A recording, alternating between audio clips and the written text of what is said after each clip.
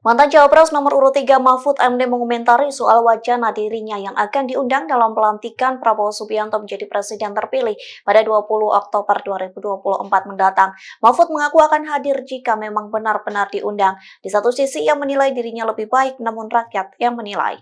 Dikutip dari Kompas.com, hal itu disampaikan oleh Mahfud MD saat ditemui di Jakarta Pusat pada Kamis 10 Oktober. Ia mengatakan siap datang ke acara pelantikan Presiden dan Wakil Presiden terpilih periode 2024-2029. Meski bersedia datang, namun Mahfud MD mengaku belum menerima undangan pelantikan tersebut. Kemudian Mahfud menilai dirinya merasa sosok yang paling tepat dipilih rakyat dalam pemerintahan Indonesia.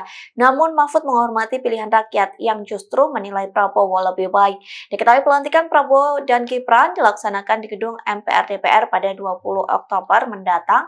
Rencananya pelantikan itu juga akan mengundang Ganjar Mahfud dan Anies Caimin. Download Tribun X sekarang, menghadirkan lokal menjadi Indonesia.